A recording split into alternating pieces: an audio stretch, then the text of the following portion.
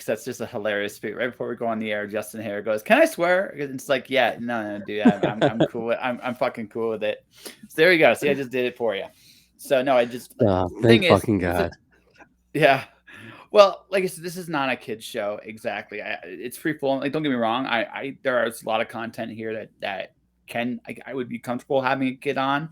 Then again, there are some things I would not want a kid to listen to on my show. So it's just like it's one of those things where it's like, I am not a parent. I will let wiser people than myself ish,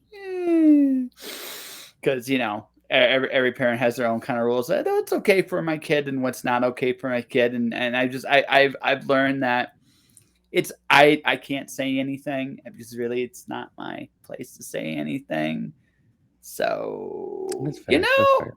yeah. I am a parent, and I swear all the fucking time. So yeah. But see, you won't be mad at your kid if they swear like you, because you can't be, right? You just can't be, because if they start swearing like you do, well, they had your example, right? So, well, I mean, like, I grew up with a dad who was a studio musician and a very strong believer in free speech. Yeah. So, yeah, it's kind of hard for me to get totally. mad at any of that. Yeah, no, I totally get that. No, I just always remember my dad told me, it's like, if any habits you do that your kid does, it's on you. So you either got to fix yourself, because you can't be mad at the kid for anything you do. That's a fair rule. Like, that's a legitimately fair rule about, when you do, when you are a parent. Now, again, I don't know very much. I don't have kids at this point in my life. Now, maybe that someday that changes, but right now I'm still kind of single and trying to figure my own shit out. So, and that's kind of where I'm at right now. Right. Yeah. Yeah, I just actually had an instance earlier yesterday. I was talking to my wife about it today. Like, I told my 6-year-old daughter, I'm like, "Hey, honey, it's time to put your bike away. We gotta go inside." She looked over at me. She goes, "God damn!" Like, How old is I she? can't help but to just laugh. It's like, yeah, she's 6. Oh, geez. She's just like me though, so it's like I can't be mad. Like, I would have said the same thing. Like, No, I I get get it. it. But you do realize when she makes you blush like a schoolgirl at like 12, because she'll be so refined at that point, they get better than you. That's the other thing about it too. They're like, what you do, they actually do it better than you, right? Eventually, and then it's like, I what hope have I so. done? Oh yeah, oh yeah.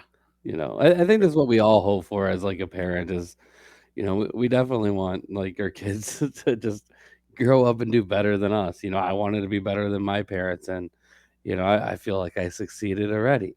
So I mean, it's just a matter of just trying to keep doing that. It's a hard thing to chase after for sure, but you know, they're like the only people that I'm hoping for in life do better than me. Oh, I don't know. Like, I'm at that point in my life. Like, it doesn't matter to me how well everybody else does. You're still people at the end of the day, and that's kind of how I look at Right. it. Well, I mean, And like it's just, with your kids, you know what I mean. Like you always want them to do better than you. oh God, yeah, You know. no, you're like, oh please don't be the same fuck up I was right. Be your Right. Right. own wonderful, beautiful disaster. Be better than I was, at least. Right. Well, I mean, that's what we're hoping for, at least. Yeah, so that's what we hope more. So how you doing today, man? Doing good, man. Did the whole work thing. I got a new package today, so I got a new Tales from the Crypt item to add to my collection. That's on my shelf Ooh. now. Oh, Yeah, I really? got What'd you get? a, a, a factory sealed copy of Tales from the Crypt Keeper on VHS, still in the Oh, wrapping. And yeah, nice.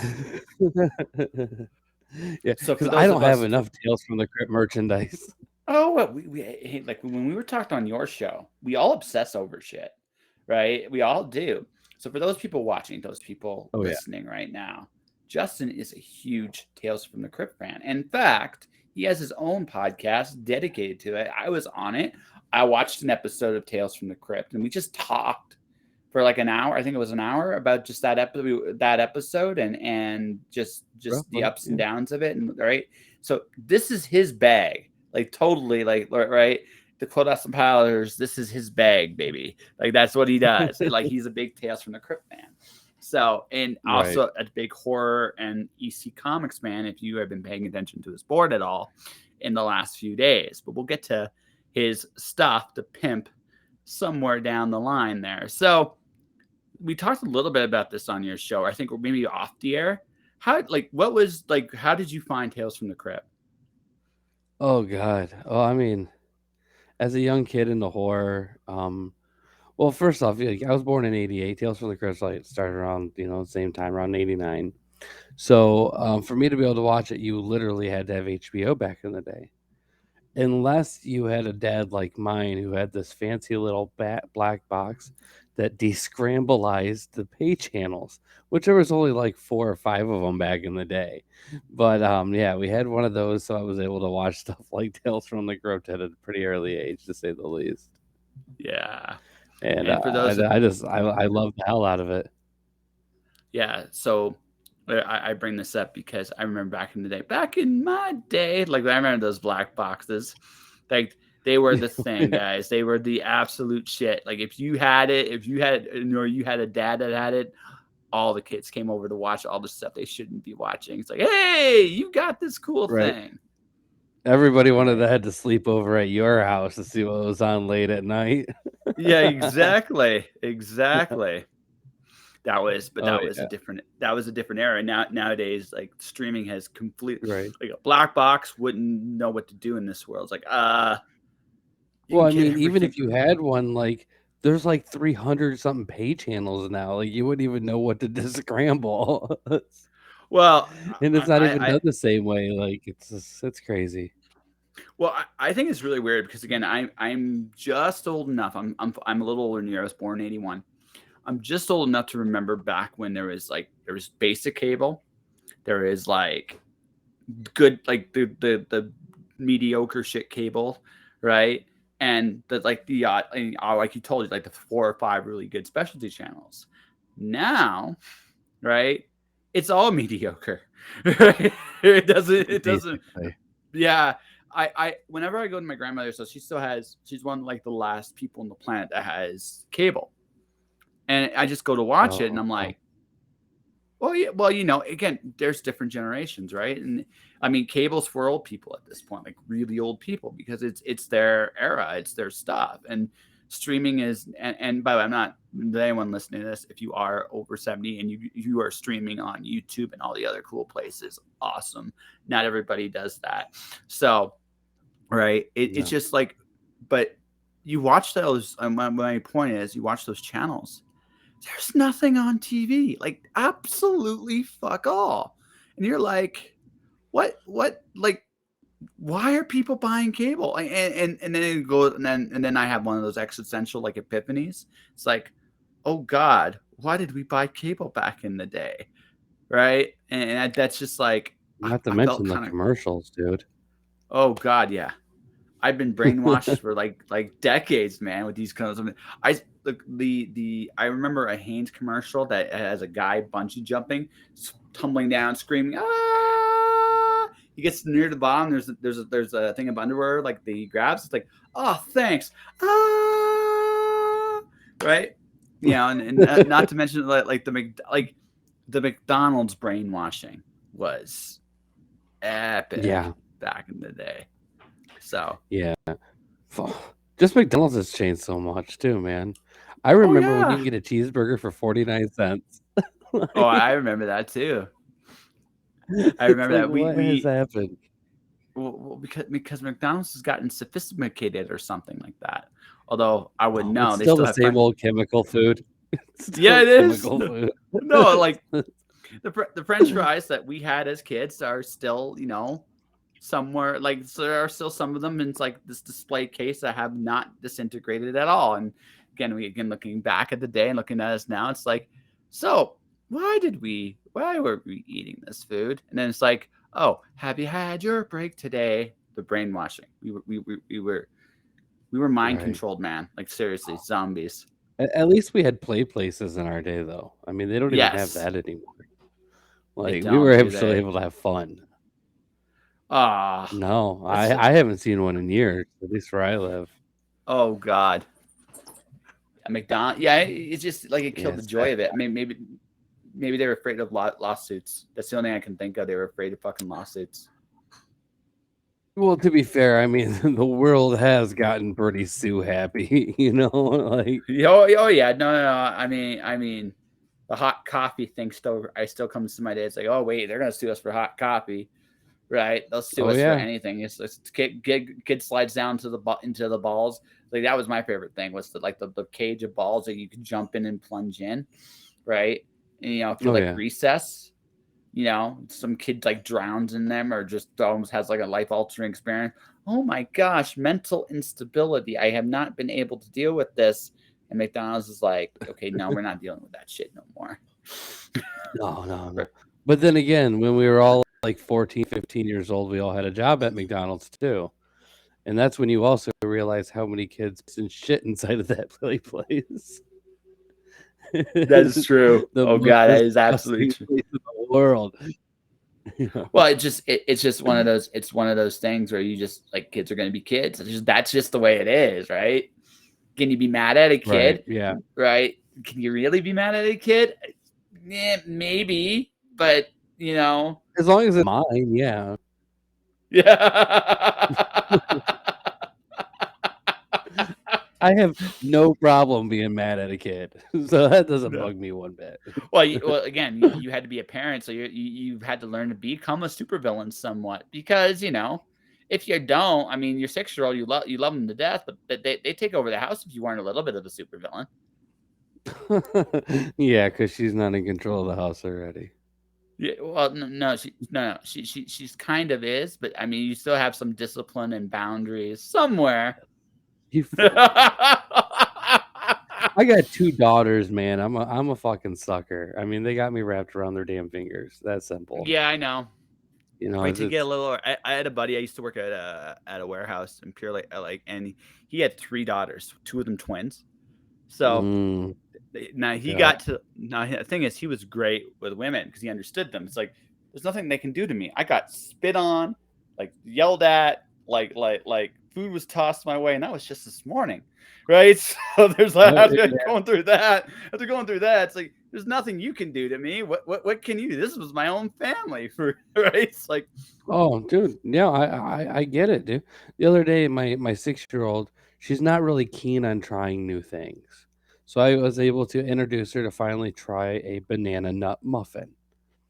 And her before she goes to take the bite, she's holding it in her hand. She goes, "If I like it, I'm gonna eat it. But if I don't, I'm gonna throw it at your face." It's like, what the fuck? Like, this is where my kid comes from? But no, no. I got a banana nut muffin thrown at my face, so yeah, so there you go. So I it's lost. like I said, Justin's afraid of nothing, folks. Because like what he comes to at home, it's just like I fear nothing. And then you go. That's why you like Tales from the Crypt because you get to escape. You get to escape a little bit, right? No. Tales from the Crypt is happy times compared to living with my kids. No. Yeah. Now we're always saying that Oh in jest man. because obviously you love them both. Who is the oldest one your 6-year-old or who's the oldest? No, the oldest is 10, and then I have 2 stepsons, but they don't live with me. One is 19, the other one is 24. Ooh, so this is almost like a second family. My wife's just a lot older than me. Ah, gotcha. Quite a bit older than you too. So, Ah, got yeah. dude, it's okay. Like I don't judge at this point. Like Lord knows.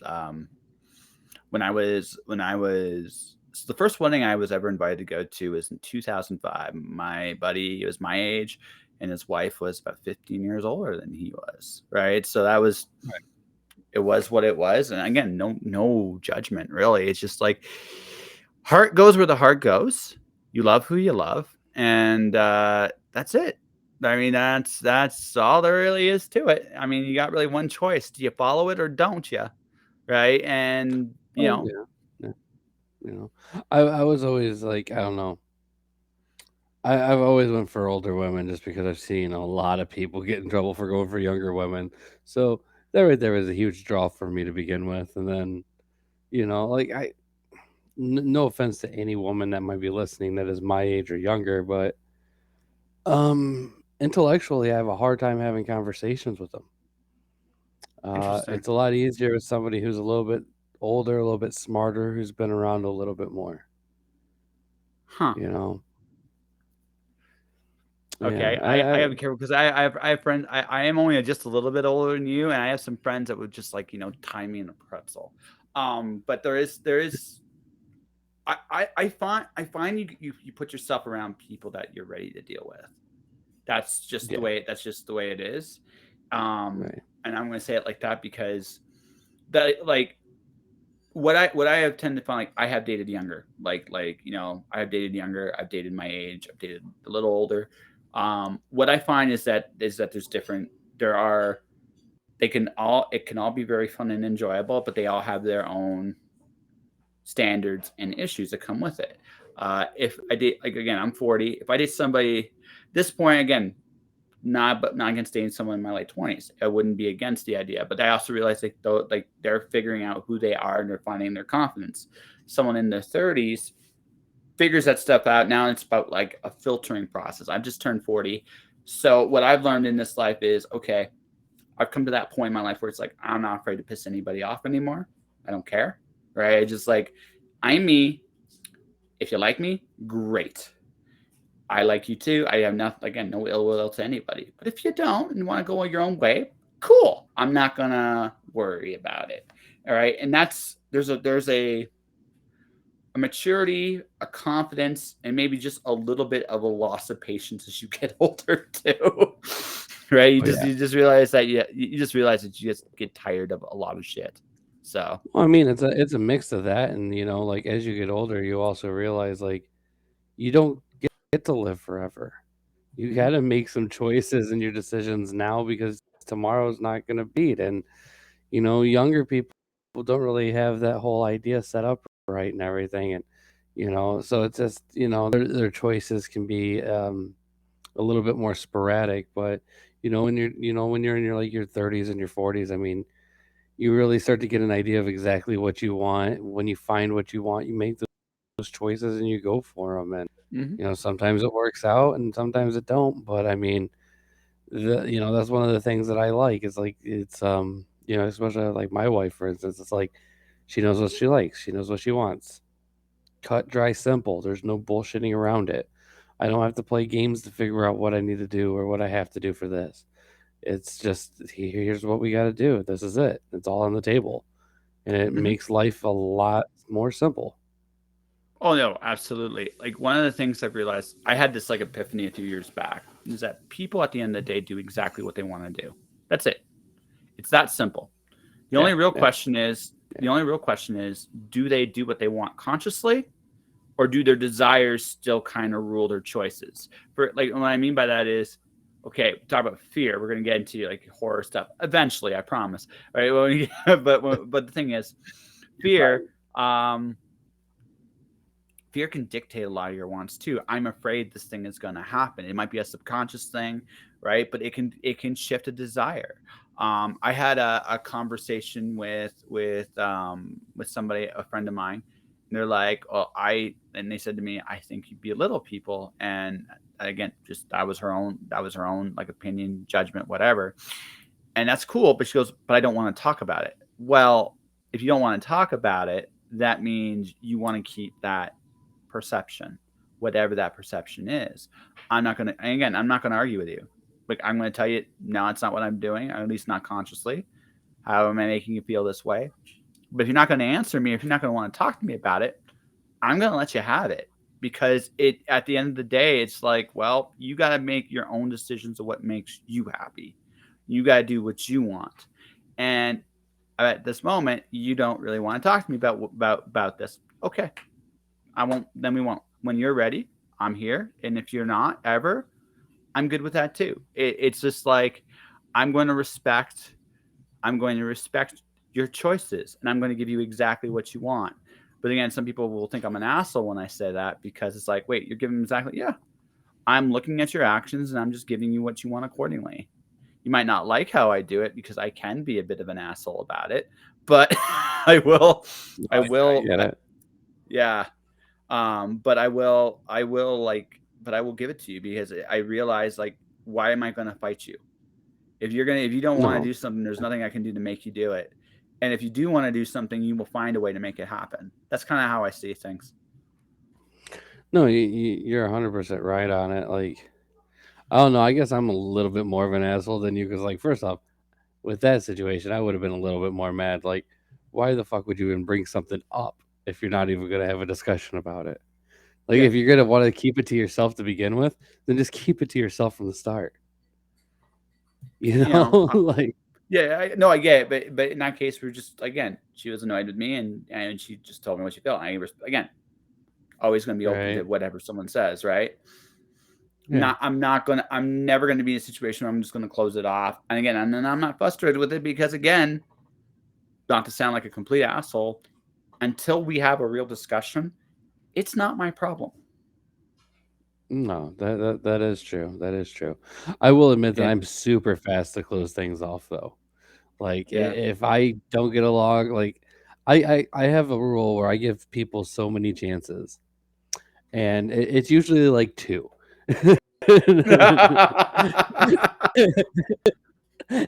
Once that one's done with, it's like, you know what?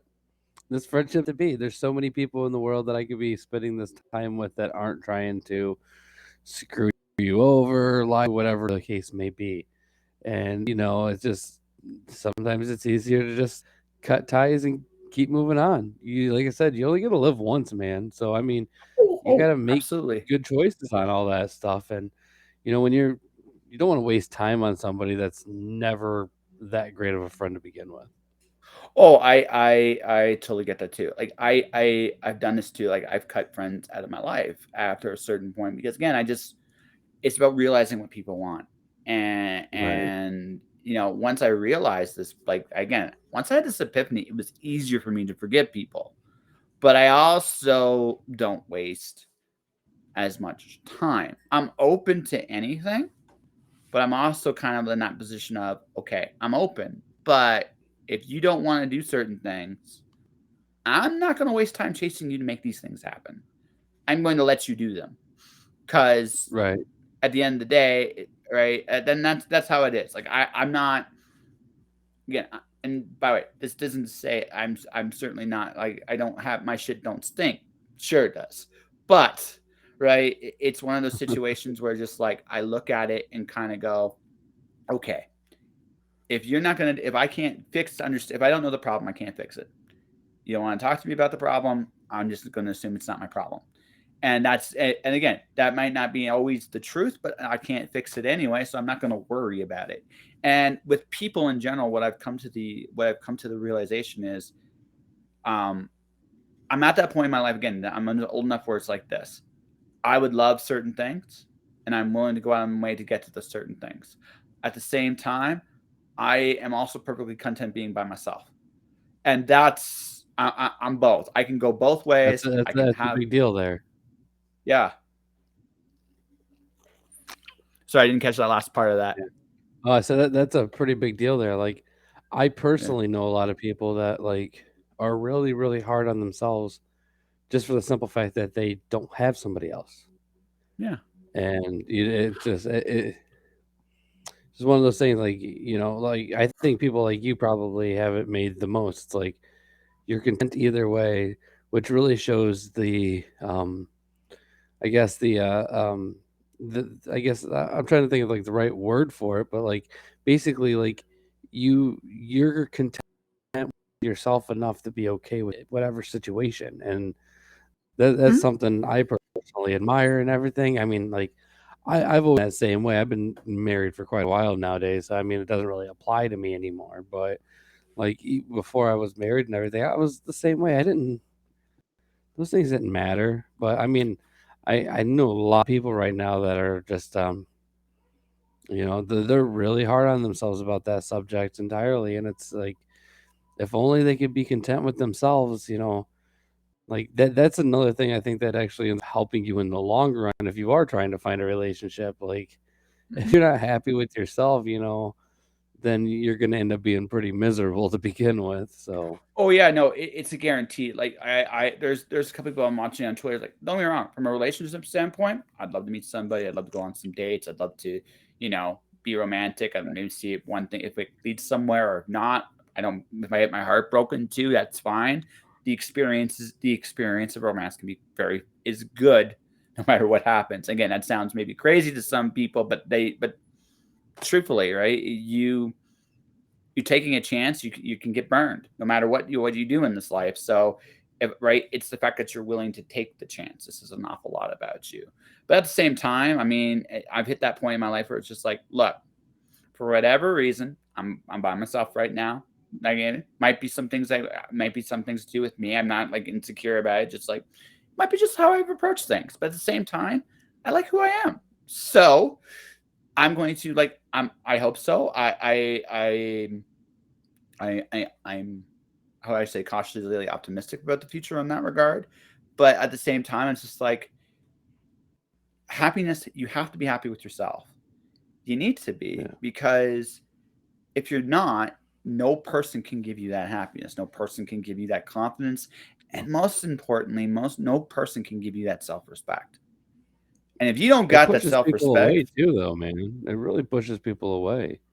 You know, yeah. when you're not happy with yourself and you end up being miserable, like you end Mhm. up losing friends, work. I mean, basically anything and everything around your life can really fall apart when you're like that because it brings on this whole like self pity kind of attitude, and it makes you somebody like almost unbearable to be around without putting yourself into like a depression just even talking to them. No, it's something I saw that kind of pity when I was younger. I saw that Yeah, need for attention, and I saw it for what it was, which was a need for attention. Because if you really have a problem, now again, nothing gets solved necessarily overnight. But if you have an issue and you know you have an issue, right? You would do everything in your power, I think, if you really want to be well about from it, to find an answer of some kind, right? Right? Or you're at right. least be able to make peace. But a lot of people don't do that. Like again, and I have again, it's about want. Sometimes the problem, and I realize this too. The problems we have sometimes is because we like that familiarity, right? It's easier to have a deal with a problem or bear a problem than to solve it and deal with something brand new. It's like, oh shit, what's next, right? You know, Right. some people just like staying exactly where they are. Change is hard, but you don't fix anything, and eventually those problems catch up to you. And and all the I while you agree. have pushed everybody away that might have helped you because you just wouldn't look at your problems. That's a very, very true statement. Yeah, It really, really is, man. yeah. And that's experience, right? I've seen it. I have problems. There are things I do need to deal with at some point, and I'm well aware of some of those things. That doesn't mean I have to deal with them necessarily right now. I'm trying to deal with other problems. I have to deal with at this moment in time, and that's what I'm doing right now. And as I solve those problems, I'll deal with the other problems. Like it's again, it's the other thing too is just like it's what you can handle on your plate as well. So and it's all Right. right. Try to tackle everything at once, you get killed. But you're like, okay, I can solve this problem or this problem or this problem. Then I can do some stuff, and that's kind of where I'm at, but again, there's an honest attempt at progression, and as long as you have that, I have no problem with anybody. It's like if I can see that attempt at progression, if I see that you're not really trying to do anything other than stay exactly where you are, that's a turn off, and I just basically bail. No, I agree with that too, man. Like, I don't know. I'm a big believer in push yourself forward, regardless to where you are. Even if you feel you're at the top of something, I mean, it's to me, it's like never enough, and I always feel the need to keep pushing and striving for the next kind of thing. And at least that's how I personally am. So like, I do like I'm not so like I'm all about change, especially when it's gonna make life better. or at the very least, it's inevitable too, right? But no, I mean, it's Oh, yeah. perfectly natural. You get to the top of something, or you accomplish something. You always look at what the next accomplishment's going to be. What's the next thing I can do? What other Oh, yeah. places can I go? What can I achieve? I do another show right now for a company, and it's an immigration show. I've been there 6 months, and we've done about 16, 17 shows. And the average viewership, like my last show I was quote unquote hosting, we just hit 11,000 views. Considering we started at 500, that's a pretty cool accomplishment. So I am looking at what's the next challenge, right? What else can I do? Because if I can accomplish that there, what can I do for myself? Right. Right. And I'm playing with that a lot more right now because it's like, if I can do that for a company, I can certainly do this for me somehow. Well, yeah, there's no reason that you can't, The only difference between, like doing something especially like that on a company level compared to a personal level is the dollar amount for advertising. Yeah. Yes, but also that's part of it. I would be lying if I said that. But there is another part too. Like, can you find your niche? Like, your show is Oh, yeah. really cool because it's a It's very specific. niche though. It's But no, very but limits yeah, yourself too.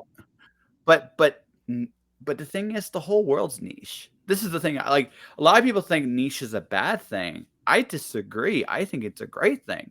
You know who you are. Well, You I'm know not who saying you're it's a bad catering to, right? thing. Right. Oh yeah, yeah, yeah. That's why my show is fully explicit.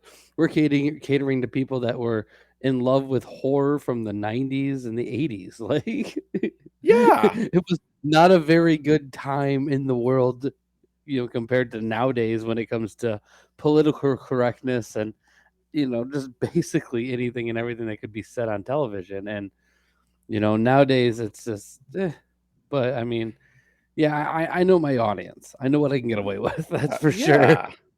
Well, that's just it, right? So, I mean, advertising dollars can't give you that like range. The show I helped create had a niche that But it needed to be does filled. help. Oh yeah. Oh no. Right. It helps. Not There's we're no not going to arguing argue that. No, that. we're not going to argue that point. But it's also about understanding like again, what niche are you serving?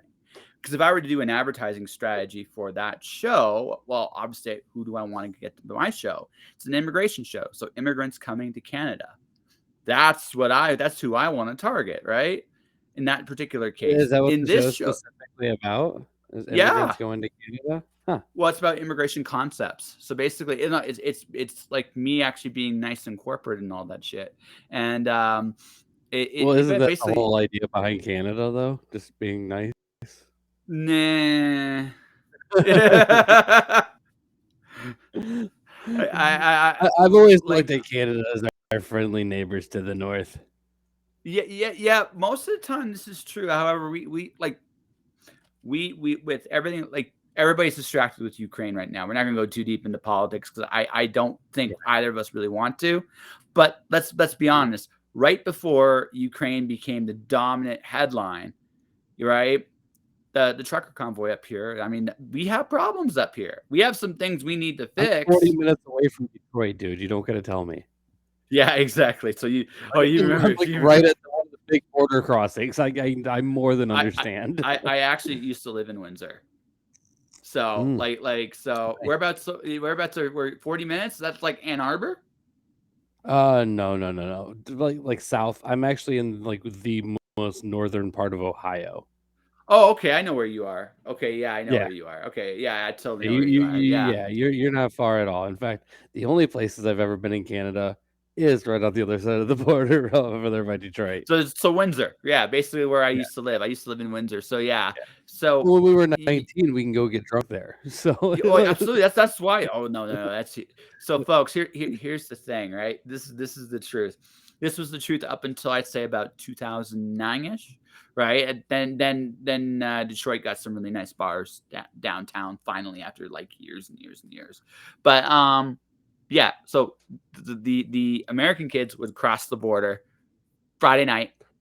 Usually, some of you would end up in fucking jail because you could, like, let's be blunt, your beer sucked. Ours was way, way stronger. So you'd have like two of ours and you'd be done, right? some of you more, but I mean, you get the idea. And Oh yeah. and then you go, then you spend the night in the dunk tank, and you're with somebody. What are you in for? And if the hardened groups, fuck more you kids, American getting drunk, huh? It's like, yep, yep, Yeah, I knew a lot of my friends that did. I actually never got in trouble for drinking over there. yeah. I don't drink anymore, but to say the least, at my high times of drinking, I could easily take down a half gallon in a night and still be good.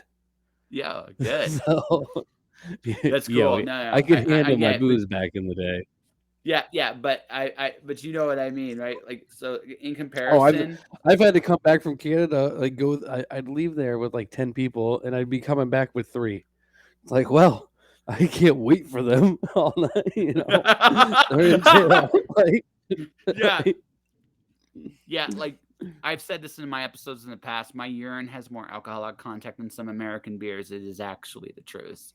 Just no, well, it's I mean that it's really not saying much either, to be fair. no, Like it's fair. No, it's not. But I a mean, lot of yeah, yeah, I'm just I say that just our alcohol was higher back. Now your craft beers, like the ones like the microbreweries, they're good, but yeah, right, yeah.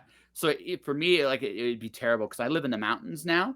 So I live in the mountains. So when I go back to sea level, I can go forever on alcohol. Like I'll get bloated before I'll get drunk, right? So that's so right, it's one of those things now where it's just like, uh, right. So if I had to go and drink, one time I came from the mountain and I had to actually go to a bar and I had to drink like like they didn't have any good beer. So after I tried to feel something, I think it was like Coors or something like that. After I tried to feel something, which I couldn't, I just went back to water. I just went to water because I couldn't get drunk, couldn't even get a right. buzz. I I Yeah. I get it. I used to do a lot of drinking. I've had stomach surgery quite a few years ago Ooh. now, and now I really can't do anything. To say the least, a lot of my organs got removed. It was pretty Ooh. bad.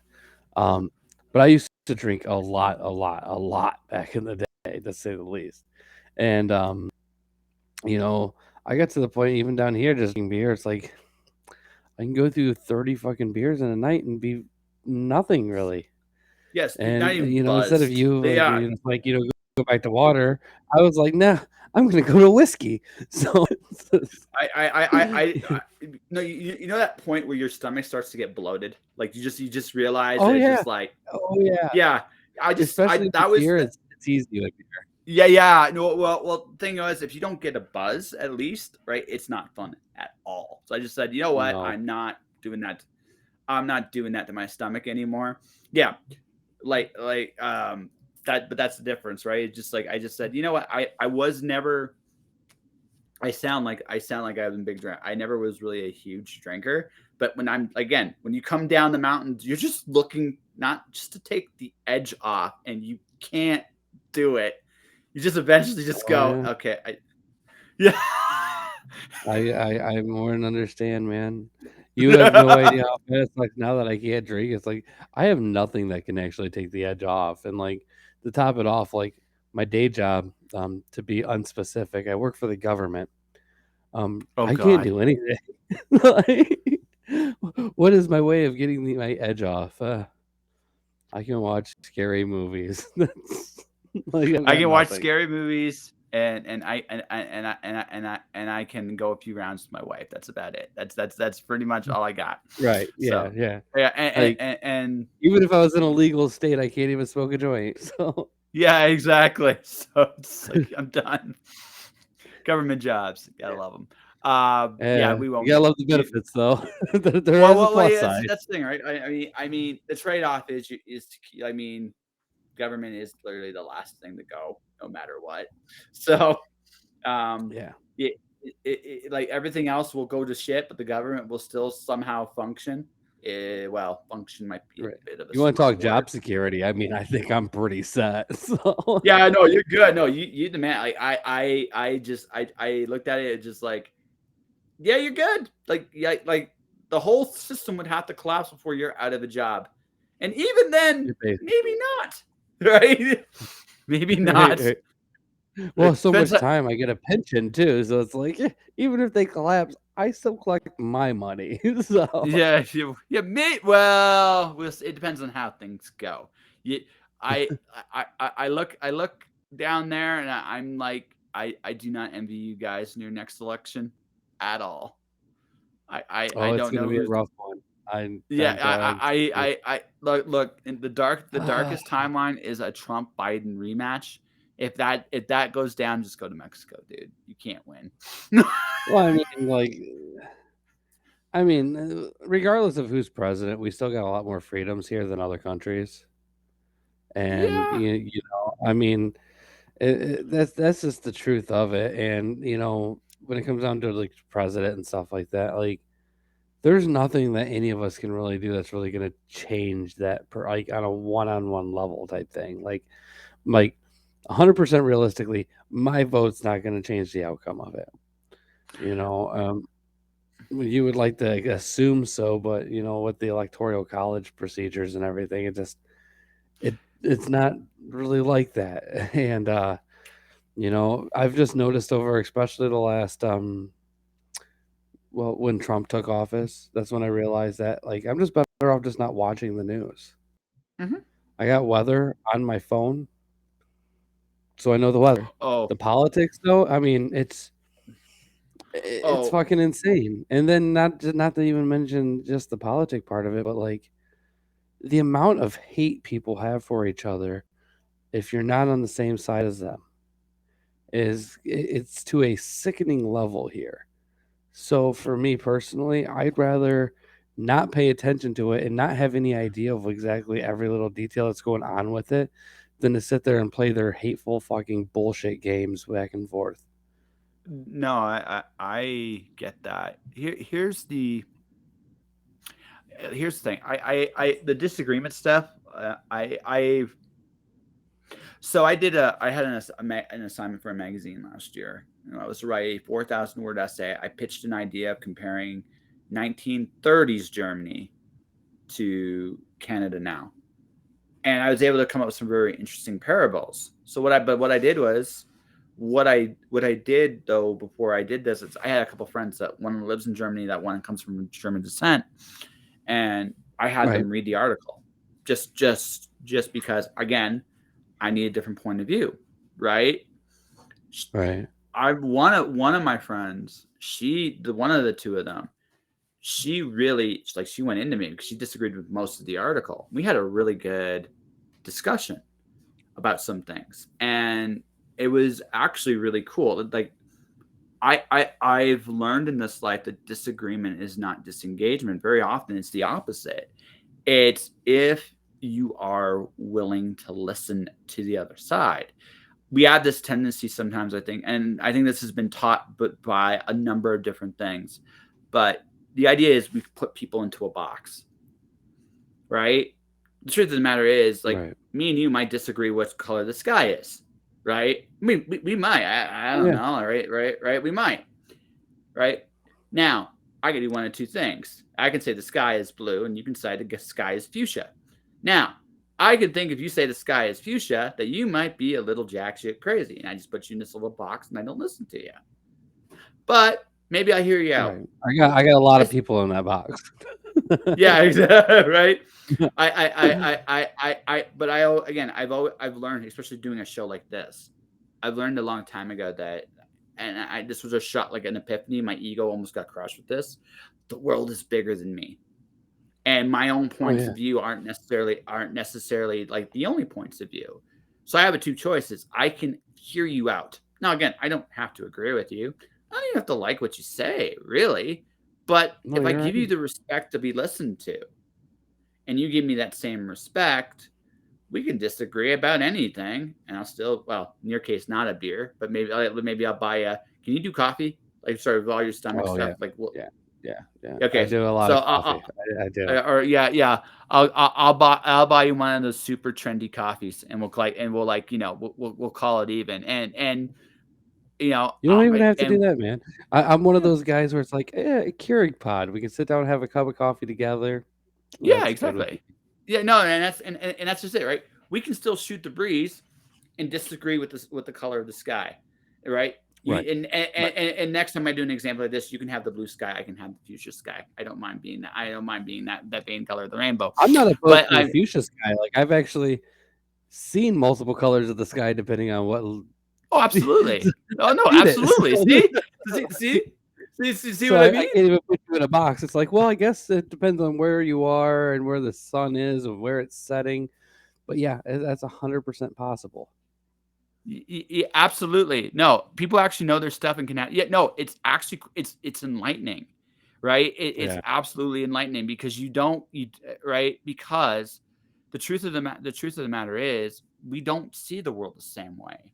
And we can learn No, from each other, right?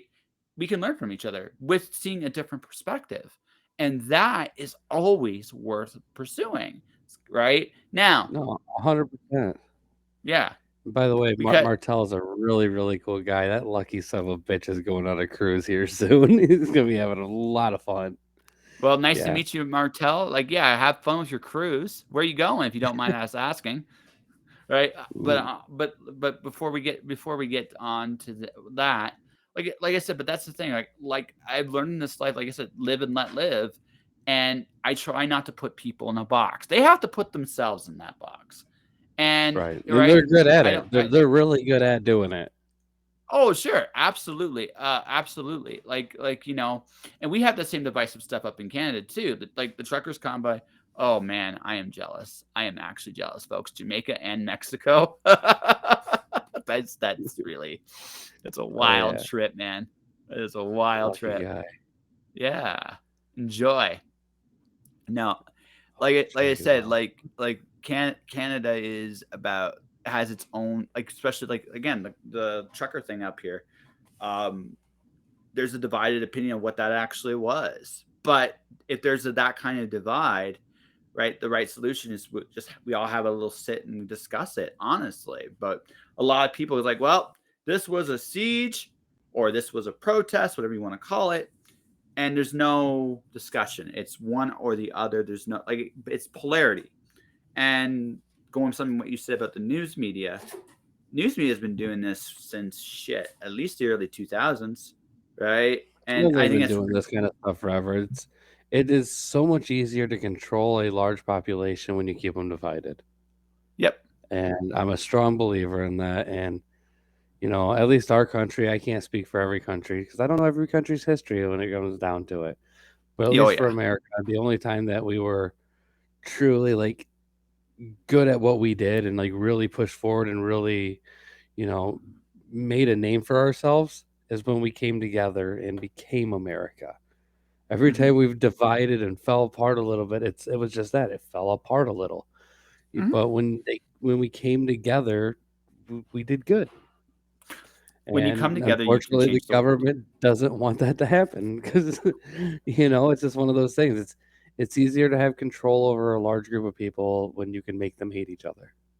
Yep, and which is really easy to do because again, intelligence by its very nature discerns difference. So you prey Yep. off that in some form or fashion, and then the next thing you know, everybody's fighting everybody, right? Instead of like, Right. and the And real then easy they're the only solution. winners. Yeah, exactly. And the real solution is to realize why are we fighting? Let's just talk about it. And even if we don't fully agree at the end of it, right, we'll find a way to get along. And once we find that way to get along, that's it. Yeah. Oh, yeah, that's for sure. Yeah, no, this is absolutely the truth. I'm too old to be scared. I've already come to terms with the fact that Martell said people really have to be willing to do research outside the news to understand what's going on, and the news makes people scared of everything. This is true. No, the pandemic taught me an awful lot about how many people are willing to actually look, and how many people are okay with being told, right? And there's a Oh, huge there's a difference. huge divide in my own family about that. No, Like, absolutely. And there doesn't oh my have to be, right? There doesn't have to be, but again, it's one of those things. Again, people have to be willing to look. And again, not everybody right. is willing to look, right? And that's just it. And even if you're Well, looking, it takes you can effort. disagree. Yeah, it takes a little, but not very much today. Here's the thing about today's time. I can find news quicker on my own. I can find real information on my own faster than any other time in history. It doesn't take me Oh, yeah. weeks to find information. It And takes me yet an people are hour. still so lazy where they will not do it. So, Yes. they'll just take the word of somebody they don't know. Yeah.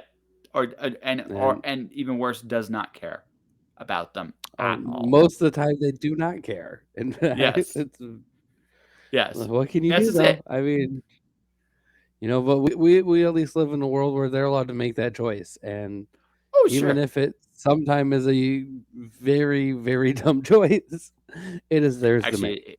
it is always a very dumb choice. It's very rarely not. It's always a dumb choice. It's very rare. It's very rare when those people tell you something that you can actually take it to the bank, right? So Right. it's just like it's actually so rare. It's like stopwatch. Like the stop clock is right twice a day. It's like that kind of rare. It's Yeah. like you know, No, you're everybody right. gets lucky. Yeah. Everybody gets lucky That's true. sometimes. Yeah. Yeah, for sure. Yeah, but like I said, we won't dwell too deep into this because frankly, that will depress both of us. But Right, I right, mean, right. We're trying to you build your audience, not divide them. actually, here's the okay. Now you want to talk about building an audience?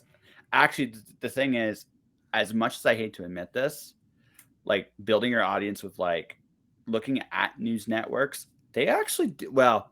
CNN doesn't. That's neither here nor there. But if you look at all the other networks, they're actually really good at building, and they do it by being polarizing. Howard Stern did it in the '80s on his radio show, right? Oh yeah. And again, I'm not talking his It got even worse politics. in the '90s when he was on TV.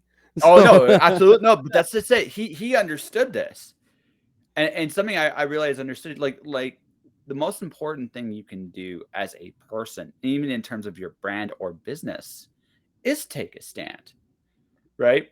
Because yeah, it's going to filter some people out, but those people weren't going to be into you anyway, right? it The depends chance. on what you're taking the stand on too, though.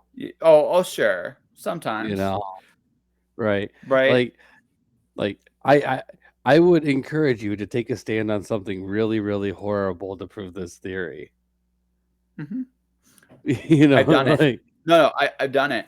I did. So again, I what don't want was to the go. horrible idea? Let's see if it's as horrible as I was thinking in my head.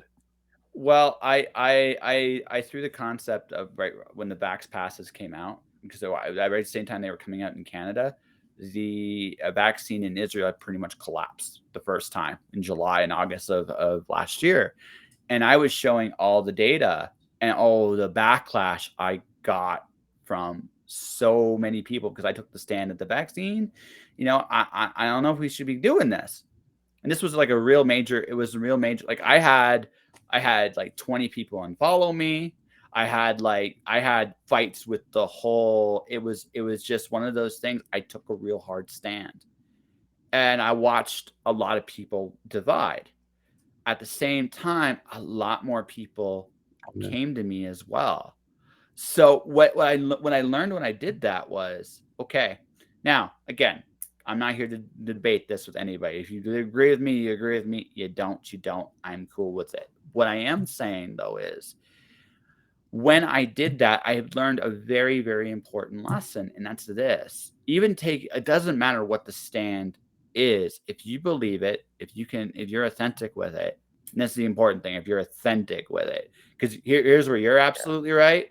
If I think it's full of shit, it's gonna come out it's one of those subconscious things. It's gonna come out that I'm full of shit. Yeah. And the moment I do Yeah. that, I kill my credibility like that. And once I kill my credibility, I'm dead.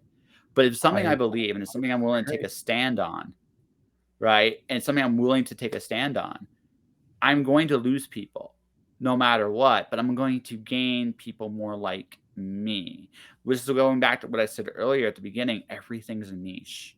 Doesn't matter what it is, because even your Right. show, I mean, as your show is a reflection of you, right? You Right. love that And I shit. think the only reason it can be successful is the simple fact of how passionate I am about it. So it's about having that enthusiasm and everything, kind of like what you were saying there. Yeah. But like Martell, yeah, absolutely. But I mean, again, people, and this goes back to something I said, people weren't looking what was going on in the rest of the world, which boggled my mind because you could literally watch it in real time if you wanted to. It took literally 5 minutes, right? So, um, but it's one of those situations where you have to realize that you have to figure out what those things are for you.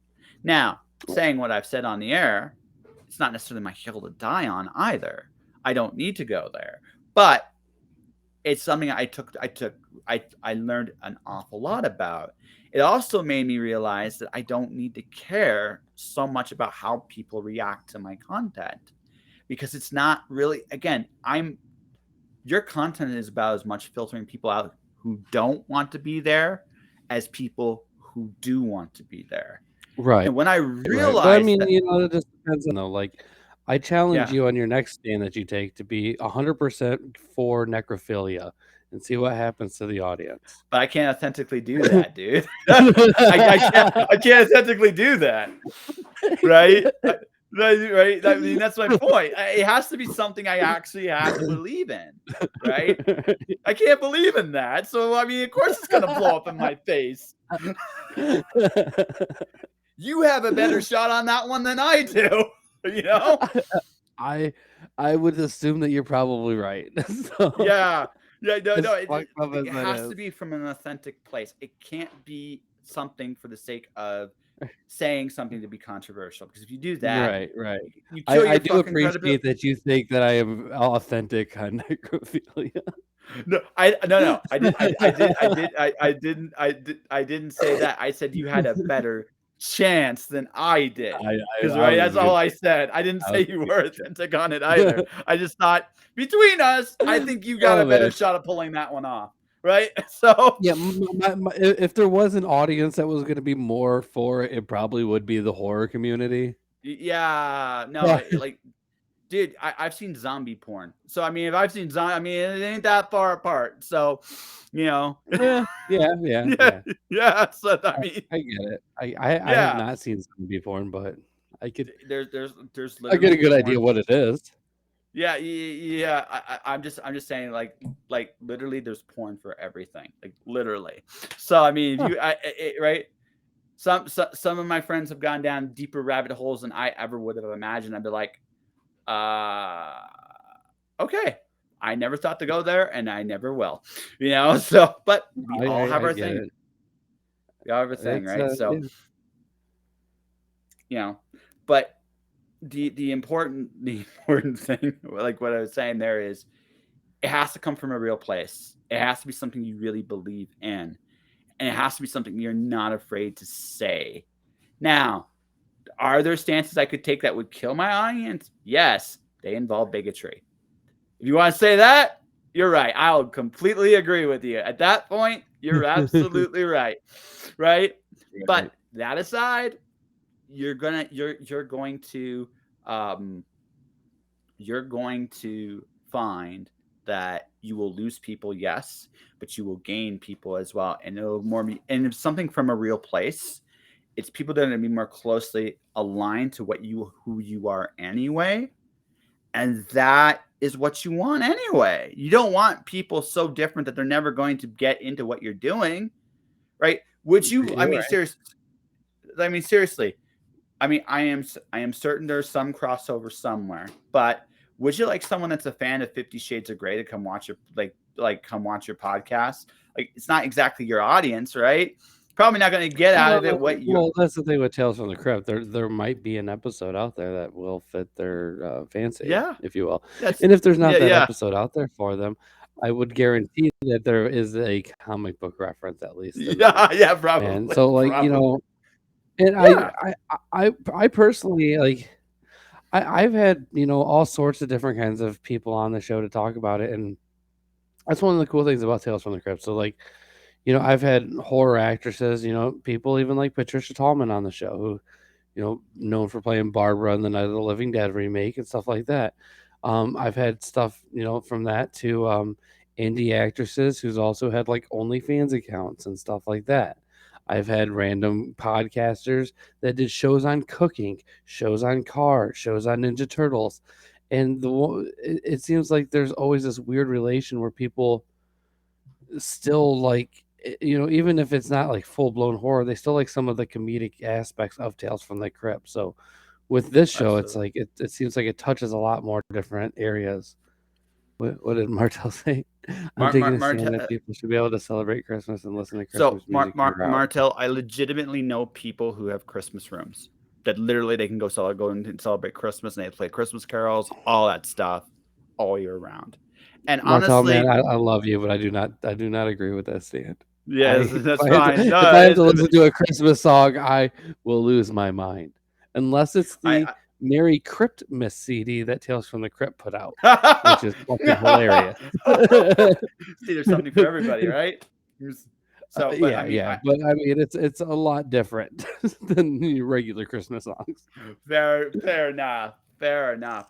No, I like I said, it's just something I've learned in life is that people we all are somewhat, and I think this is the best and good thing about people. We all have our own little corners of the world that we're ultra passionate about, whatever they are. And in this world, and the way I look at it, really, and this is something we both said at the beginning, life's too fucking short. If someone wants to put up Christmas stuff all year round, sing Christmas carols, dress up as Santa, drink eggnog until their heart's content, who am I to judge? I don't like. Honestly, at this point in my life, what the fuck do I know? Like, honestly, it's like, Well, like yeah, just I've live and let explained live. this to a lot of people. Like, it's not even to me like a matter of like what do I know or how do I feel about something, but like more of an issue of like, okay, so like on Martell's stand, he thinks people should be able to listen to Christmas music. I agree as long as it's in headphones. But realistically, I don't give a fuck if you listen to Christmas music all year round. I Yeah, do not give a fuck if your views are about loving the vaccine. I don't care if your views are hating the vaccine. I don't care if you're Republican. I don't care if yeah, you're no, Democrat. Whatever it yeah. is, Who cares? it truly does not affect my life. So No, you're allowed to have whatever opinion you want to. And for me personally, it comes down to I just don't give a fuck. So but that's most people. Like, honestly, like when you get right down to it, right? Most people, again, it's live and let live. Does it look? There are people that believe in the flying spaghetti monster. Do I really care? No. There are people that believe in unless you get you. well, maybe. I'll worry that bridge when it comes, my friend. I'll worry about that bridge when it comes my way, right? You're gonna be Right? There messaging are me in people like that 2 weeks. That flying fucking spaghetti monster. What the yeah, fuck? yeah, yeah. Listen, if a flying spaghetti monster blames me, do realize that I have an idea where you live? I am going to send them in your vicinity next. You know that, right? But if I'm going down, I'm Yeah, taking you yeah. with me at that point. Right? Fair? Fair enough. Fair enough. Yeah, fair enough. Fair I am enough. armed. I will let you know that. Yeah, that's I will that's hey, shoot down dude, that spaghetti that's fair. monster. It's the flying spaghetti monster. It's like, right. I'll make sure they rain down glitter upon you before as they stand. So if nothing else, you'll have glitter forever stuck with you because glitter never Oh goes god. away, no matter how hard you try. I, I got daughters. I already know that. Yeah, So, yes, exactly. No, so like it's one of those things where I just the power of the Christmas tree. Yes, sure. Sure, Bardell. I'm good with that. The power of the Christmas tree is totally fine. Thing is, when it comes right down to it, people can believe, people can do whatever they want to do. And to be oh yeah. honest, that's great. I think that's the coolest thing about life is we have the freedom to do pretty much what I choose. And again, at the end of the day, people do exactly what they want to do.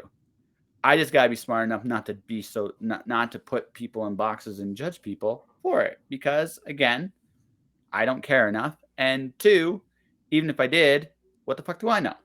I haven't walked a mile in any of these people's shoes. So, you know, Right.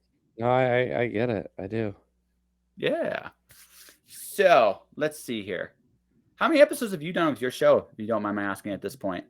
Oh my god. I think in total we're probably because I do two different shows on the same channel. One with Tales from the Crypt, and the other one's just horror movies. And I think overall I'm looking at close to I think I counted out around 122 episodes the other day. Been doing it for quite a few years, but it's just one of those things where it's like, I only do it once a week. I don't do it as often as a lot of other shows do their thing. I work quite a bit, so it's not the easiest thing for me to be able to just pump out episode after episode. Oh, But I mean, I you get it. know, Yeah, I get that a lot. it's still fun. I've been doing it a while. I still love the fucking hell out of it, man. That's for sure. Yeah. Okay. Let's go ahead and just make that even more vague. Who let old people drive? You could have stopped there. Yeah. I had a whole conversation with my wife the other day. It's like, I think there's this age, and I think it's around 65. You just take that license away because they're gonna fuck up, and it's gonna be really I bad. no, it depends. Like so I knew a 90-year-old woman that drove like a maniac in the best possible way. She was able to keep it until finally her mental faculty started like at 90. At 90, if your mental faculty starts to go at 90, you've done good. That's how I look at it, right? When it finally got to Right. that point, she stopped driving, but she was great. I love like she was fun to drive with. Then there are people who are like younger than me who go on the busiest fucking lane on the highway and go like slow, and you're looking at them, it's like, what are you doing? Right? That's just Mm-hmm. Oh, I know. yeah. I know. My wife's not the greatest. Well, it's okay. It's okay. Yeah. It's absolutely okay. Yeah. But Yeah. it's all right. We're not good at everything. I mean, that's the trade off. Bad driving, knows what she wants, right? That's the trade off, That's a right? shitty trade-off for real. I mean, like there could have been so many other things she could have been bad at. Okay. The driving thing sucks because I have to do a lot of the driving. Uh, Where do old yeah, people be going? yeah. Nowhere. That's why we take their license away. Fucking move them to a retirement center next to a pickleball court. Just let them do their old uh, people shit, and they're fine. I just look at it like this. Like I'm 40. I'm gonna be like at some point. I look at my dad. He's 60. Yeah, he's 65. Shit, he's turning 65. Right. Still has all Gotta his take that mental license away. faculties.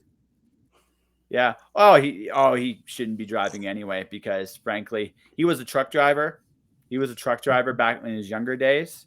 So there was a point when he was about 40 where every time he drove, he could not help but swear. Like he was swearing so much because he Oh had driven man. for so well. Just when you drive for a living like that, you've done it. Like so it's not for everybody forever. He hit his limit, and that is No. like that's a totally understandable thing. He hit his limit, and he needed to stop. He needed to stop driving for about 10 years, 15 years because he couldn't. Like he just couldn't do it, and you shouldn't do it.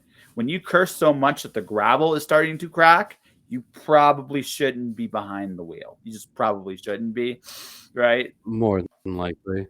Yeah. So it's one of those things where you just realize like everybody's got their limits, but but for everybody it's a little different. I think also too like it's my grandmother's my one grandmother's 80. She's still dating at this point in her life, so it's just like, hey, you know what? I just don't judge. I don't put anybody in any boxes. If you can handle it, I'll let you handle it, and if you can't, all right, then we reevaluate. But that's just me. That's just me. That's fair. But going back to something you said, going something to what you said earlier, like I get it, dude. When I did this podcast, I was doing once a week for like a couple years, and now I'm doing 5. I did not plan this. It just kind Right. of it kind Like, of don't get me wrong. happened. I would love to be able to do that, but like, I mean, I work almost like Yeah. right now. I'm working. My next day off is on Thursday, and Hmm. that is because I've reached the maximum amount of days in a row I can work without a day off. Hmm. So I'm Yeah. working like 9, 10 days in a row, getting one day off, and then still trying to fit in time with the family and everything. Like I just don't have the time to actually do that No, many. and, And and, it's not and like I wouldn't. Like if I had the time, trust me, I would. It's just that the time's not there for me. yeah, and it's about priorities too, right? Like I've been Right. making my decision to how to put this. I made a conscious decision that this is what I want to do. So I'm trying to make this work. This is again one of Oh, those no, things I like you get it. go, yeah. And I've done some really cool things. I got some more things I gotta worry about and think about. And but again, that's where I'm at. You got a family to take care of. You got the Right. cushy, right? Yeah. Oh, I mean, absolutely. No, Martel, it is a lot of work. Like I've done so many of these episodes, I can do a lot of work really quickly, right? Because I've just done it for so long that I can just, um, if I want to do it fast, I can do it fast. But that took a long time to get to right. that point. See, there's also a difference, like, and this is nothing against you whatsoever, but like our formats too. Like, so on top of like doing like an episode for me, like you already basic idea of what I did, and everything, is you've been on the show, you've talked to me, everything. So we kind of already had an understanding. So you knew that. I mean, basically going into this, there wasn't a lot of prep work. Hmm. For me, like I have to watch shows, I have to watch films, I have to do comic book comparisons, I have to look at who was in what when they were in it, when did, what other projects they like. There's all actually like a good amount of research that goes into the show that I do personally Well, when it sure. when it comes down to that aspect of it. And that's not even including the recording process, and longer it is on a film, but I mean even with some of these TV shows, like, 'cause I'll go into pretty far detail with like, who directed, who wrote it, who acted in it, what else they all worked on, and then talk about a comic book from the 50s on top of it. So, I mean, it's just there's a lot to it. And anybody who's doing multiple shows a week, and especially like, if you're just co-host and you're not really doing a lot of the work, I mean, no offense, but you don't this argument. But like if you're like the one doing all the work, the editing and everything, like that is a fucking bitch. Oh, That's simple. I know Martel for sure understands that, and I know you do as well. yeah. Well, like I said, this show's designed the way it is for certain reasons. One of them is so because I don't want to. I've done interviews for 20 years, like even before. So Right. this podcast is 7 years old, but I've done interviews for like 20 years prior to this. So I've evolved my interview style quite a bit, from those Right. early days. So when you get right down to it, right, I figured out a way to do it where I wouldn't necessarily have to do a lot of prep, right? Right. But even so, it depends on the guest. Like if I have someone like when I interviewed J.M. DeMatteis, I spent a long time reading the books, not Spider-Man. He did Right. because I wanted to be really prepared and go in depth with some of the other things he was doing because I Right. didn't want the same J.M. DeMatteis Craven's Last Hunt Oh, interview. no, I get Yeah. it, dude. Like when I have somebody on, like for instance, I had John Kassir on really early in my show. John Kassir, if you don't know, is the voice of the Crypt Keeper on the HBO series. Hmm. I went through and watched every interview he did so that I did not ask him one question that he was already asked before. I'll do those things. So I have a question for you, just Yes. just just as a kind of just a thought. Sometimes I do ask sometimes the same question twice because I think the question's fun enough. Have you ever done that? If it wasn't like it wasn't intentional. Okay, no, I've never gotcha. asked a question just because I thought the answer was fun or entertaining. I try to, if I'm going to do something, I feel that I should do something that somebody else hasn't done already. That's fair. Because like, if you're doing an interview and you're doing the same interview that the guy before you did, and that guy before you, and before that, then like not only is you're just getting like a robot answer of pre-programmed answers that this guy's already used to just saying every single time he does one, but you're not really putting out anything different than those other interviews.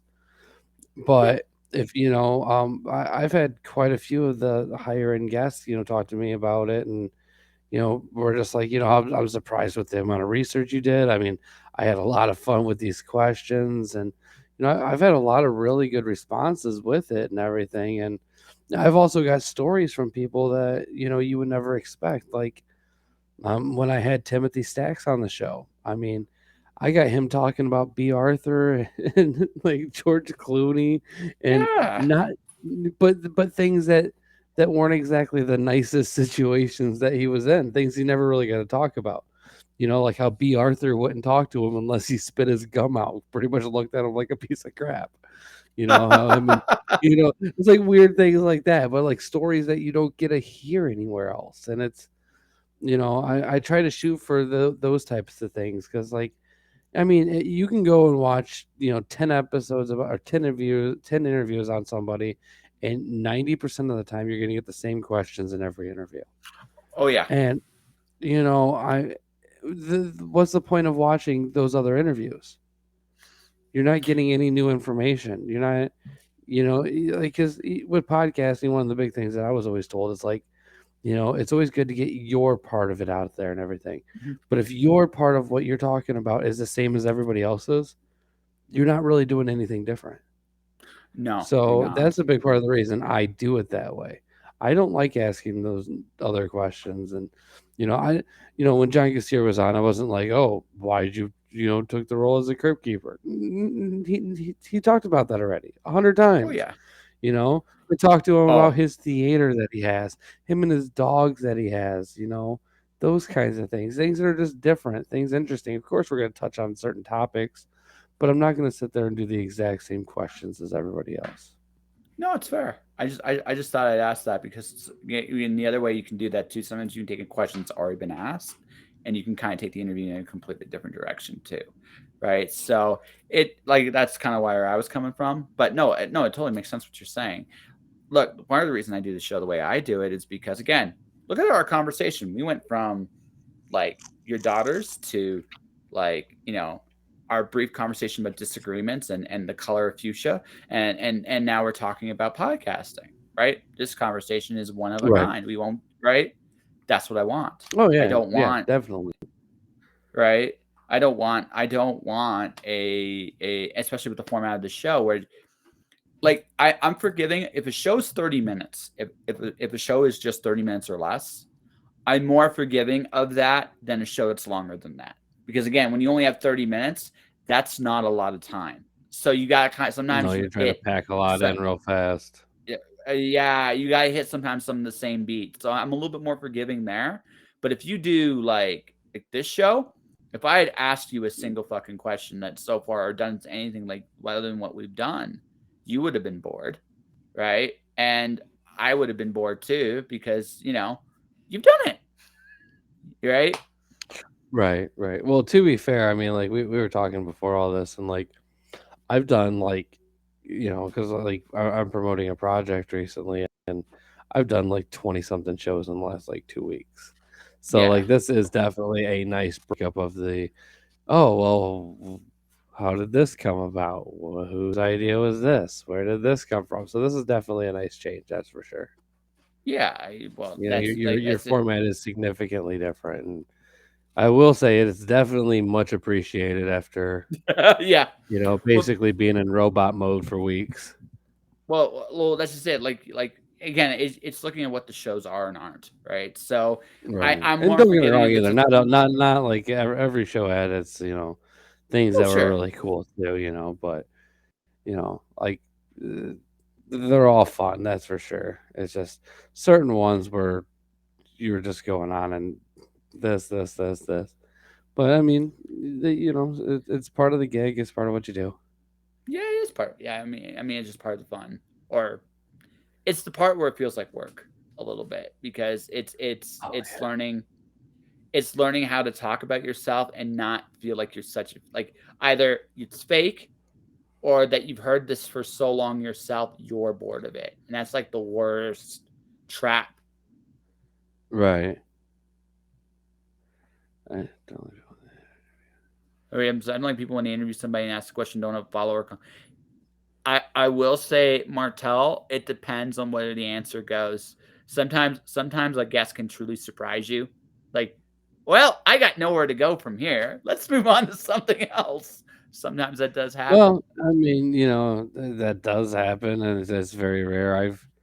I've actually stumped quite a few people while being interviewed, asking them questions, but I Yeah, but here's the other thing too, because this is a host. right. Dead Well, air I is mean, like, dead. look at you when I made that comment about necrophilia, it kinda, like, took you out there for a second, like, you know what I mean? Like, you were able to come Kinda. back from it, don't get me wrong, but, like, that initial fact that I just said that, it was just like, "What, huh?" Like, It's like I it's thought one of about. those It's like, things. yeah. Either that or you were really contemplating doing it. So, There was a moment. There was just a little no. it was a moment. But Yeah. but Martell, though, I will say, is a really, really good interviewer, and that dude is a really nice guy for oh, well, sure. very I cool. mean, yeah, he's Well, good people. Martel, thanks for joining that and talking along with us as we go here. Oh, yeah. But no, You'll have to talk to him, man. It's good. yeah. Well, I was just about to say, but like the biggest thing, like in just about doing a show, the worst, unless it's somewhat by design, I did it once on purpose to see if people would actually stick around. One of my friend's favorite episodes. Dead air is deadly on a show like this, right? It's Oh, deadly yeah. because the moment there's dead air, it's just like, and sometimes I have a big mouth. It's pretty obvious, but at the same time, if there's a lot you're saying, I learned when to back off and listen. But if you were a guest that struggles with these kinds of things, you learn You to gotta learn step how to in. take over. Yeah, Mhm. yeah, Been they're there. both. I get Yeah, and you have to figure yeah. out what kind of guests like early on that you're dealing with, right? Some people are super comfortable, um, and some people, and usually people are somewhere in the middle of that. But there are sometimes extremes where you're dealing with a really quiet person. It's not a crime. You can still do a good interview, but you have to carry it. And then there are some people you're just like, okay, we guys change gears every so often, and that's the other thing too, right? Those ones that you have to carry kinda like they really do make it pretty difficult, though. I mean, and it doesn't matter how good of you are at interviewing either. I mean, like, when you're interviewing, asking a question, and then kind of having to piggyback off their own answers to help fill it in, it does make it a little bit more difficult to keep Yep. it going in a fluid manner where it makes it super entertaining. Well, the trick is to figure out where you can break the ice with them. Like that's the other thing too. It's like sometimes in an Right, interview, right, you will, you what you have to do at that point is like, and this is something I've learned is you have to kind of see where the person's like icebreakers are, right? Where you can right. actually punch Well, through and that break the that's ice. why, Because like, on my show personally, we all log on, like, 15 minutes early, 20 minutes early, and we chat first. We get a really good idea of what everyone's like, what they're into, those kinds of things. So, I think yeah, maybe that right there kinda really helps us out a lot, but not everybody does that, and I understand that too. yeah. And folks, I don't, but that also just comes from the fact that I've done a lot of these, so I'm pretty Right. good on Well, to my be own. fair, we've chatted before too, so Yeah, that too. That no, what that was it? yeah, we've chatted a little bit before too. But even if I didn't know you, one of my favorite stories, I had a romance author. Her name was Tracy Cooper Posey. She came. I was at a conference in When Words Collide, and I didn't know her from Adam. She walked in because she just signed a seat to be interviewed by me. She just wanted to come on my show. He goes, "Well, what are we going to talk about?" I goes, we'll just figure it out as we go." The look on her face, this was literally a minute before we started. The look on her face was like, "What the fuck did I just sign up for?"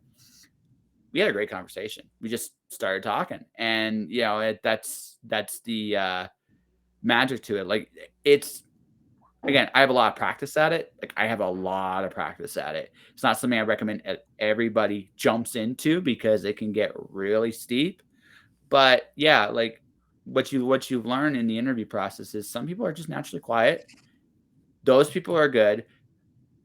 If they're tough and won't give you anything, that's when they don't cooperate. That's when it sucks, right? There's Yeah, there's that shy discomfort, and then there's the, I'm just not going to give you anything. Fuck you. And then those interviews are like pulling teeth.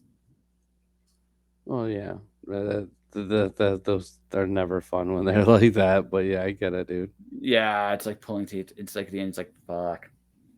Yeah, one of my I've only really I would call have two really bad interviews on this show. That was one of them. Like she's just a tough person, just what she was. Right. Nice, but nice off the air, on the air, like good. And the moment we do off camera, like I'll never forget this. She had an anthology about cats. She gives me like this answer that if we had put that on the air, I've been like, oh, this is great. I could have done something with this. But she didn't do it until it was off. It was just like, I hate you so much right now because I couldn't record this and I can't use it because this is off the air. And that's the last thing too. Like something we've danced around is that authenticity thing. You got to be trustworthy to do a show like this because people are trusting you when you go on air. And if you screw that up, you're dead. Right. And I do my shows the same way as you, where it's live too. So I mean, there's that whole aspect of it too. So I mean, you got to really be prepared a little bit more because it's not, like when we all started off, and I know you had to have the same way, but it was just audio only, you know. And if somebody wanted something to edit it out, you could do it easily, no problem. Nowadays, with the live aspects of it, I mean, I can see why the cautiousness is there a little bit. Oh yeah. Because I mean, when I was audio only, I mean, I caught some pretty cool stories that I was never allowed to air. I saved them all just for my own personal entertainment. Oh, yeah. That's a different story. I save everything. I have a catalog of everything I've ever done. So yeah, I do video. Like I edit video too, right? So I can do it. But I'm also very careful because here's the thing: you do a little editing, it's fine. Like it's like a little comment here and there. But if you do it too much, the interview just goes to shit. Right? There's almost like there's how many parts of an limit can you got to be good at editing too to make it work right.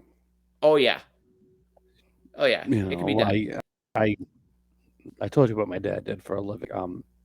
I grew up around soundboards my whole life, so for me to do audio editing, that's really nothing. Video editing is a little bit tougher, but the audio stuff, I mean, I could do it without even thinking. Yeah. No, totally. Yeah. I mean, it's practice. It's finding the right spots. That's the thing, right? There's also like sometimes like taking a whole section out's fine. Then you're like, okay, I got to take it's usually you take out a little bit more before and after so that there's right. It's just finding those spots makes it flow a little bit better. Yeah. But you do that too much. If you do that too much, you've got the whole interview. And then there's a really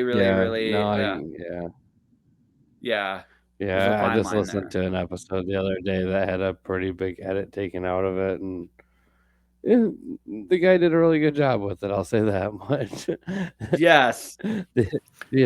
I understand why he had edited it the way he did. So yes.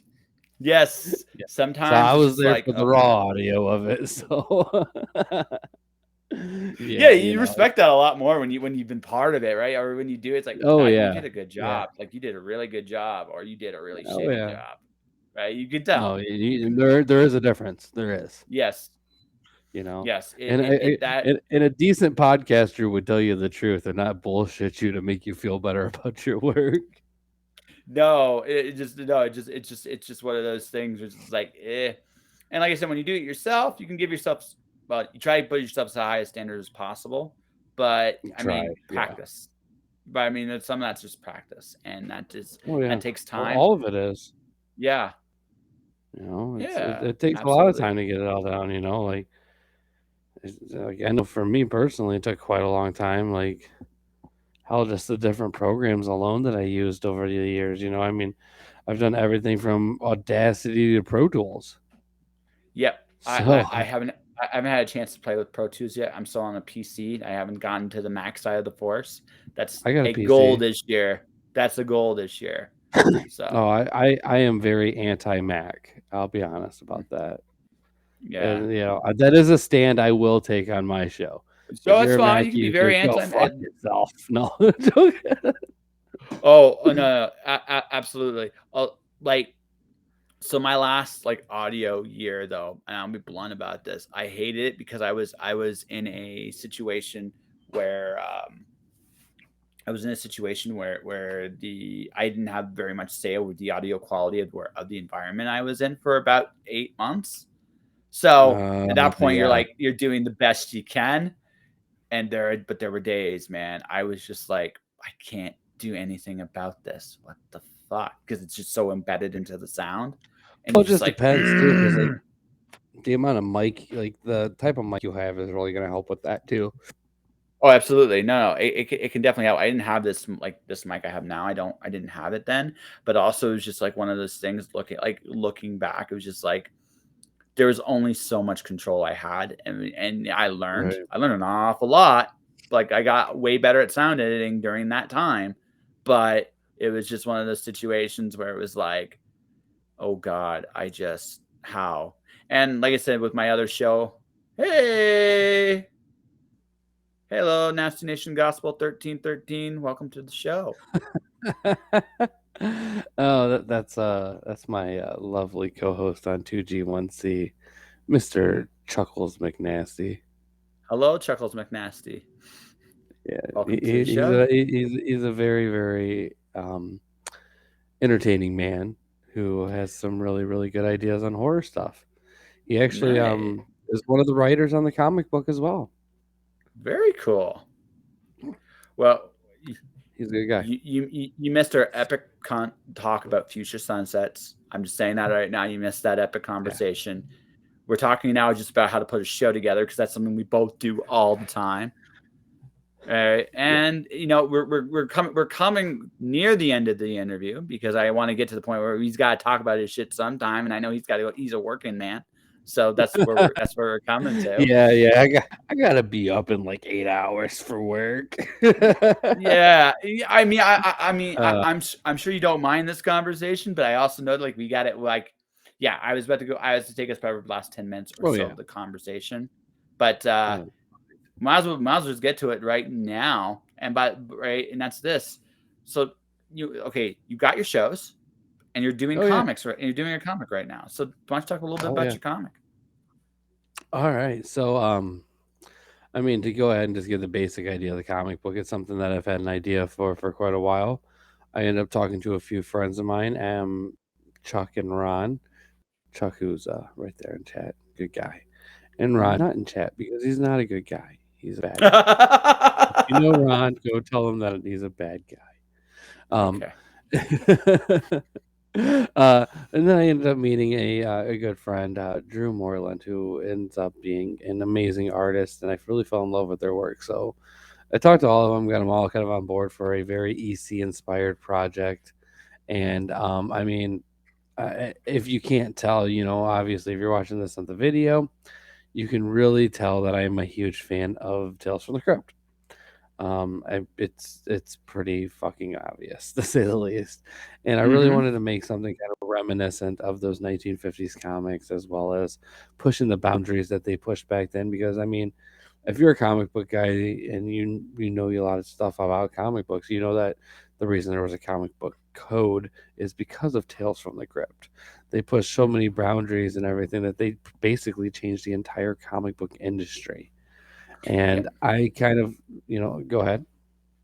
No, I like EC Comics back in the day, like not just Tales, like all their stuff, Tales of Suspense, Tales of everything they did back in the day was groundbreaking, right? Oh So yeah, yeah, like I no, totally get why you'd 100%, want to dude. homage them.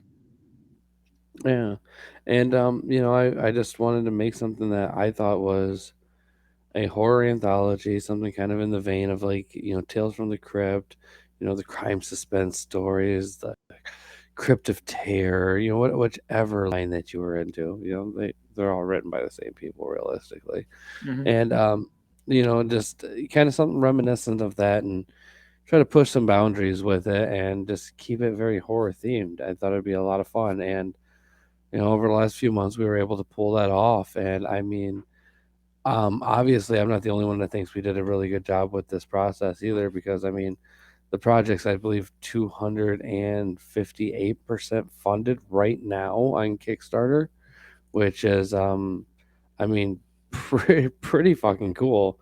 And Yeah. there we go. And Martell got one too, man. Thank you, man. I mean, I I appreciate anybody who's doing it. And by the way, if anybody's listening to this live right now and wants to be the nicest person in the world, spend $25 and get yourself all 4 covers, you'll actually put us over our next stretch goal. So nice. So just throw that out there. what's the book called? If you don't mind my It asking. is called Tales of Shock and Terror. And Right, hold on. you know, go ahead. I'm just doing something. Tales of Shock and Terror, issue 1, looks like. Oh yeah, yeah, definitely. And Nice. it's on Kickstarter. The link can be found at our regular webpage too, over at uh, whatchamacallit, talesfromthepodcast.com. As you scroll to the bottom, you see the Kickstarter there, the links there. I Nice. mean, Yeah. the link's right there too. I mean, that makes it even easier. That's why I But was I asking. mean, oh yeah, like I said, we're doing great with it. I mean, I know me and Chuck specifically, as well as Drew and Ron. I mean, we're all super excited for it. Um, and a good friend of mine, took us under his wing with this too. Josh Nealis of Cutthroat Comics and Publishing, and Josh is cool. this book is actually being released through Cutthroat Comics.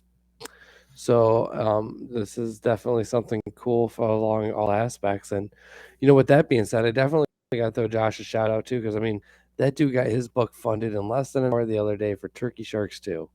I mean that Mhm. dude is fucking killing it on his comics as well.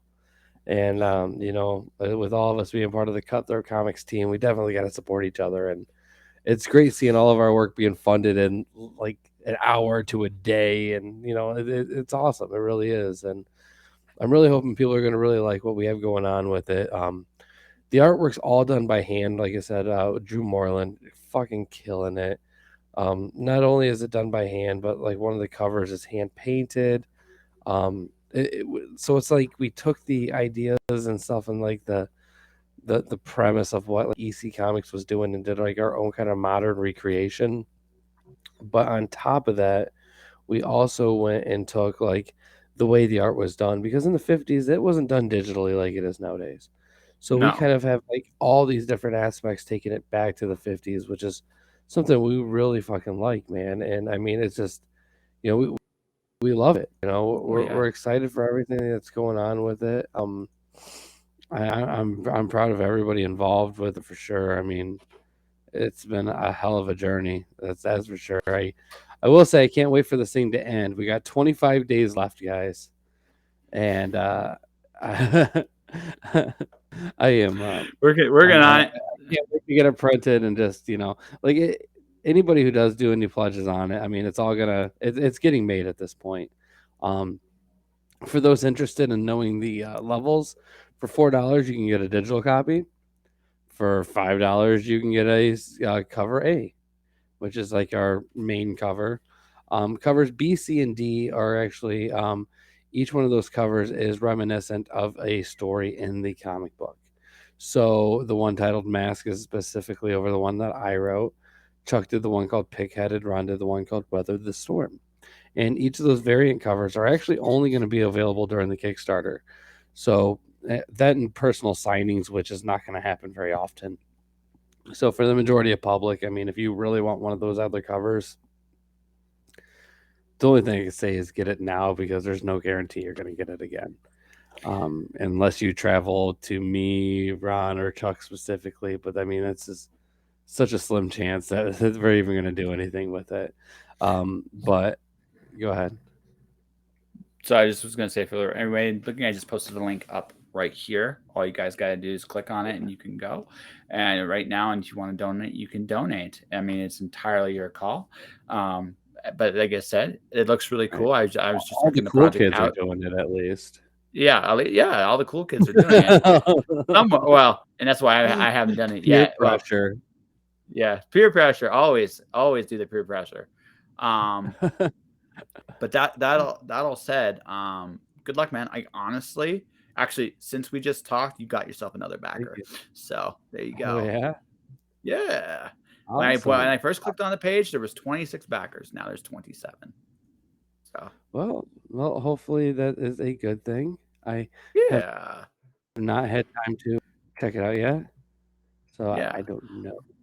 I hope it's So good. oh yeah, probably. So real quick before we wrap up, do you like? Why don't you talk? Like I put the link up here for people that want to watch talesfromthepodcast.com. So why don't you do a little pitch about what your show's about for the audience here? Um, well, my show is about Tales from the Crypt, and I I mean it's pretty simple. Every week or every other week I'll talk about an episode of Tales from the Crypt, do a walkdown of the episode, and do a comic book comparison. And then in alternating weeks, me and Chuck Nasty get together and we discuss a random horror film. And it can be everything from Cannibal Holocaust to Scooby Doo to Human Centipede. We don't have any reference other than we basically stick in the horror realm. We've done some pretty cheesy ones, some funny ones like Sorority Girls and the Creatures from Hell, or even Monstered. So I mean, it's interesting. We go all over the place with it. That's for sure.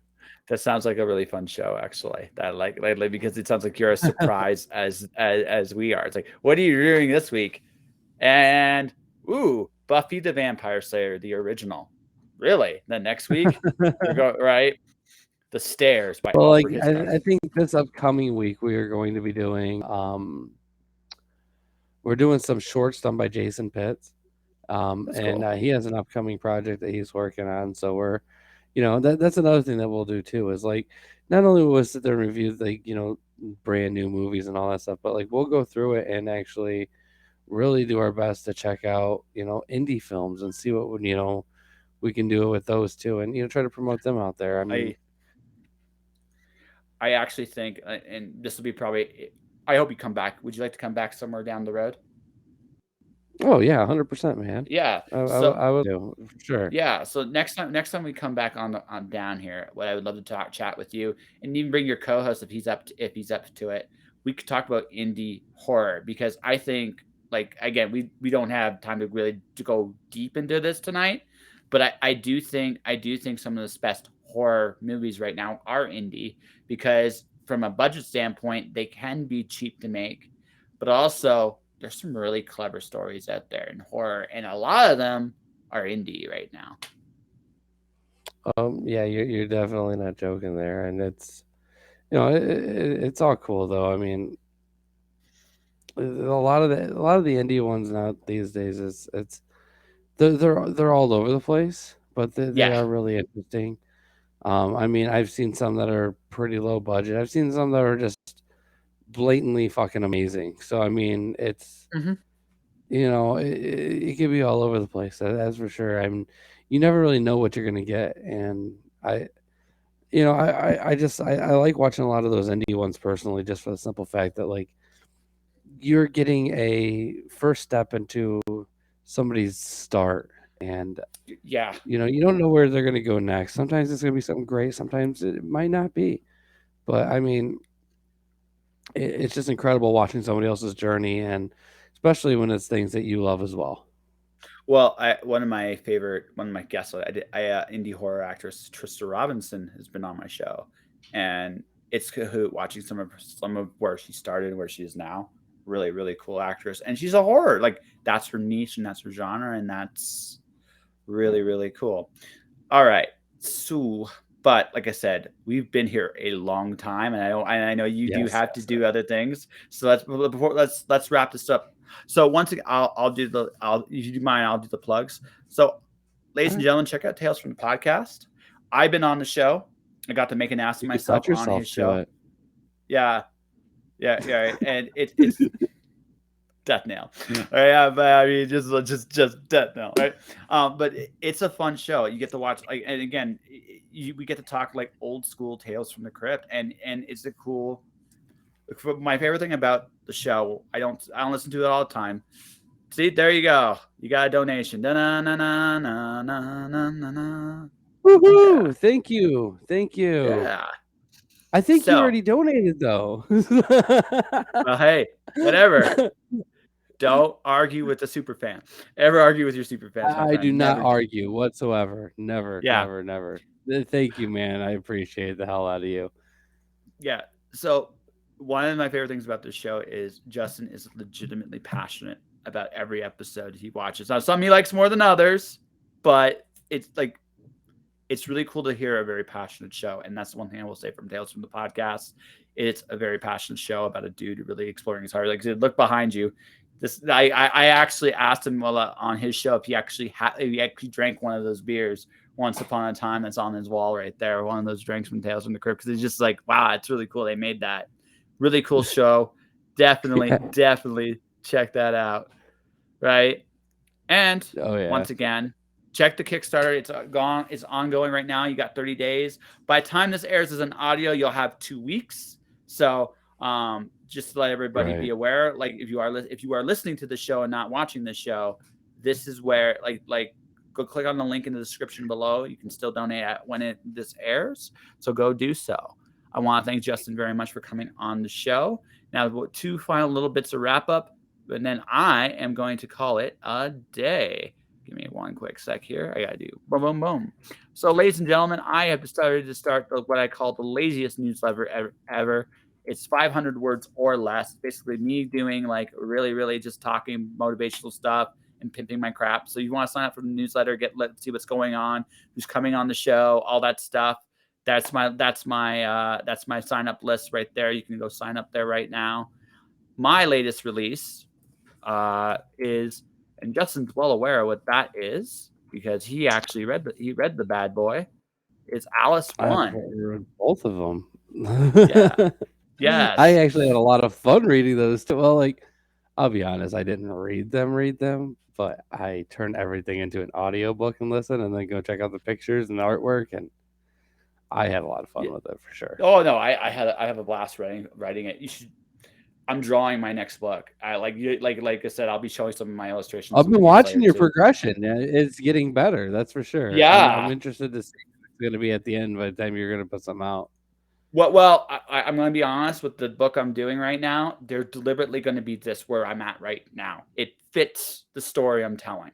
Otherwise, I wouldn't be doing it, right? But again, another conversation for another day. But for those people listening right now, Alice 1, Alice chases the Queen of Hearts over the edge of the world, and she ends up in the Greek underworld. Where to escape, she must play Jason of the Argonauts a game of croquet.